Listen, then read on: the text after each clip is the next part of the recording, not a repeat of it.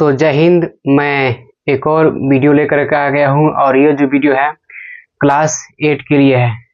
Class 8 के लिए ये चैप्टर है 1.1 एक्सरसाइज 1.1 का क्वेश्चन है। आज इस चैप्टर को मैं समाप्त करने वाला हूँ और आप लोग इस वीडियो में बने रहें। यहाँ पर देख रहे हैं कि जो क्वेश्चन दिया गया है, name the property under multiplication used in each of the following. ये जो वीडियो रहेगा यह इंग्लिश मीडियम वालों के लिए भी रहेगा और हिंदी मीडियम वालों के लिए भी रहेगा। यह वीडियो दोनों के लिए बहुत ही काफ़ी इम्पोर्टेंट वीडियो है।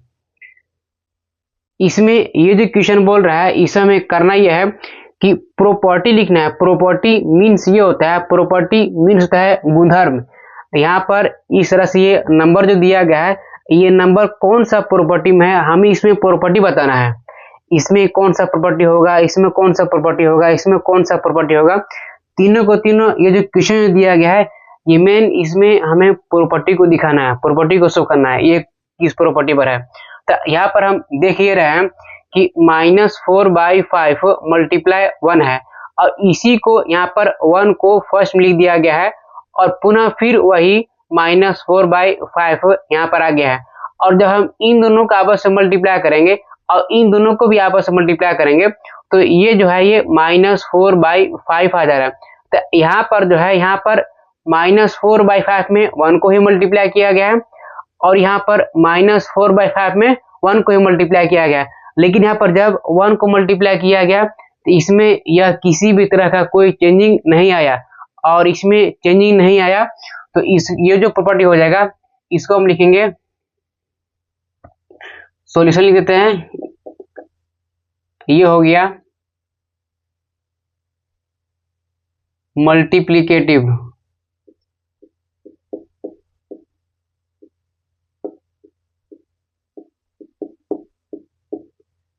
आइडेंटिटी।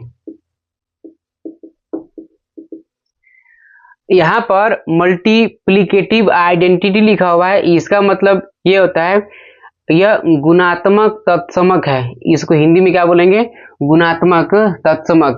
हिंदी वालों के लिए रहेगा गुणात्मक तत्समक और जिनका इंग्लिश है उनके लिए रहेगा मल्टीप्लिकेटिव आइडेंटिटी। इसमें जो है, इसमें हम दोनों को क्लियर करते हुए चल रहे हैं। दोनों को मतलब क्या है, एक इंग्लिश के लिए भी और हिंदी के लिए भी, दोनों के लिए भी कर रहे हैं क्लियर।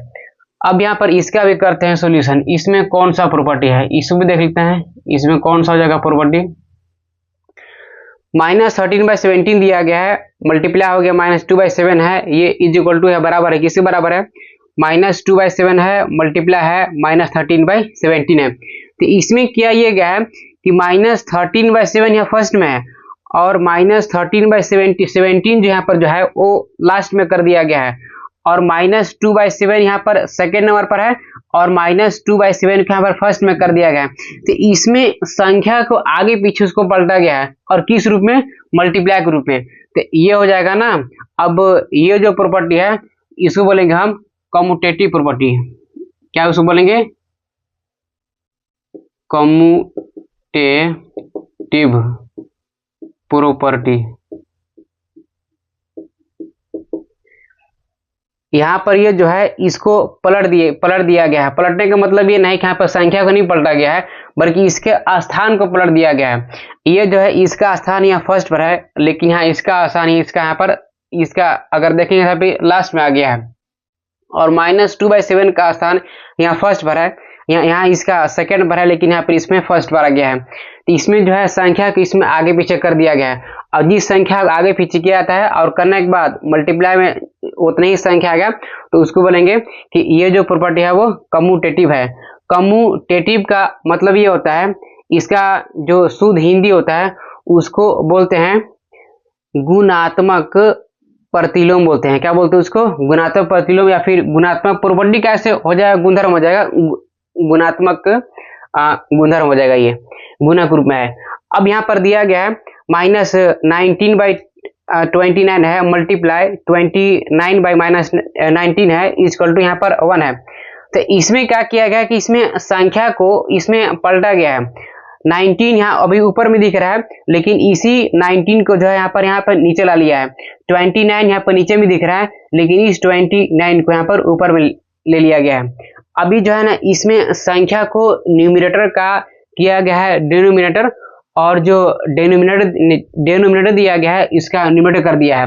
मतलब कि जैसे यहाँ पे संख्या को उल्टा कर दिया गया है। तो ये जो हो जाएगा ये मल्टीप्लिकेटिव प्रॉपर्टी है। इसको जो हम लिखेंगे ये क्या है, ये मल्टीप्लिकेटिव प्रॉपर्टी, बल्कि इसमें इनवर्स है। इनवर्स मतलब क्या है, उल्टा है, संख्या को उल्टा कर दिया गया है। तो यहाँ पर लिखेंगे हम मल्टीप्लिकेटिव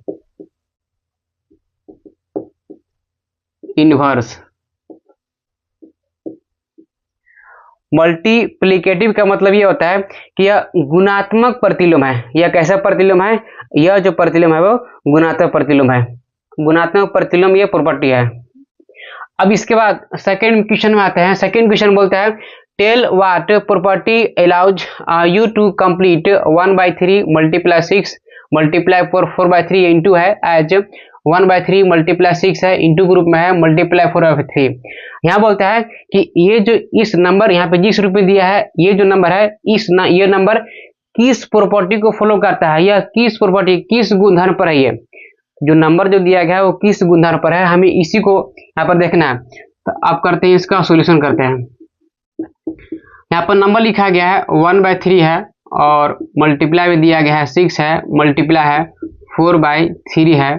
इसके बाद यहाँ पर है 1/3 है, मल्टीप्लाई है 6 है। इसके बाद जो है हाँ मल्टीप्लाई है 4/3 हो गया। यहाँ पर एज जो है ना, एज की जगह पर हम यहाँ पर इसको हम इज इक्वल टू रूप में लिख दे रहे हैं। इसलिए इज इक्वल टू रूप में लिख दे रहे हैं क्योंकि इसमें मल्टीप्लाई के रूप में जो इधर संख्या दिख रहा है वो भी मल्टीप्लाई के रूप में इधर भी वही संख्या दिख रहा है।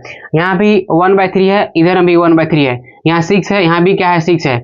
यहाँ 4/3 है, यहाँ भी 4/3 है।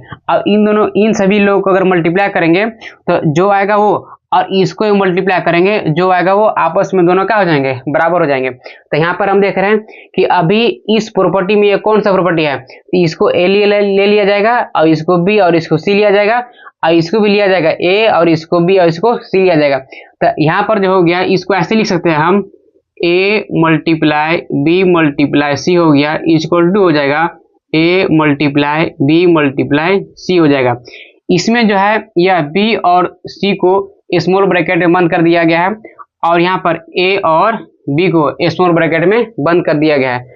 और इस तरह से ये जो प्रॉपर्टी जो रहता है इसको बोलते हैं associative multiplication property. Associative multiplication property. यहाँ तक आप लोगों ने सही से देख लिया है कि ये जो प्रॉपर्टी है, इस प्रॉपर्टी का नाम क्या है, इसका है एसोसिएटिव मल्टीप्लिकेशन प्रॉपर्टी। इसका हिंदी होता है एसोसिएटिव का मतलब क्या होता है, साहचर्य होता है। तो ये जो है यहाँ पर ये गुणन के साहचर्य के प्रॉपर्टी यानी कि गुणधर्म को ये फॉलो करता है, पालन करता है। अब आते हैं 3 पर आते हैं।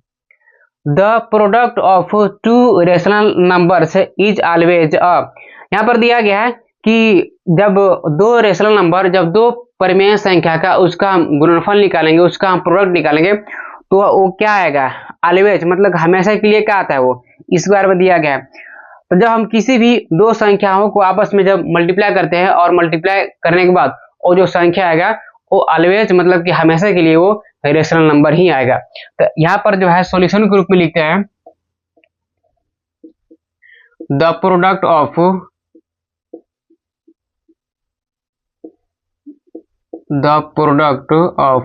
2 रेशनल नंबर्स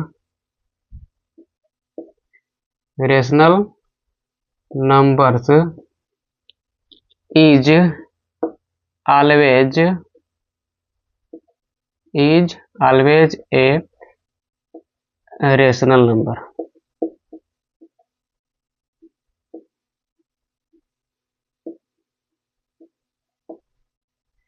तो यहाँ पर देखा जा रहा है कि जो एक्सरसाइज 1.1 है ये पूरा का पूरा इसमें इतना ही क्वेश्चन था और ये पूरा का पूरा समाप्त कर दिया गया है। अगर इसमें क्वेश्चन 1 हो या फिर क्वेश्चन 2 दिया गया है या फिर क्वेश्चन 3 दिया गया है, इस तीनों की क्वेश्चन को अगर किसी भी तरह से कोई अगर समझने में अगर दिक्कत हुआ हो तो आप कमेंट करके पूछ सकते हैं। उसको आने वाले जो सेकेंड वीडियो होगा, इसके बाद वाला वीडियो होगा, उसमें आपको उसका रिप्लाई दिया जाएगा और उसमें उसको समझा दिया जाएगा। तब तक के लिए थैंक यू।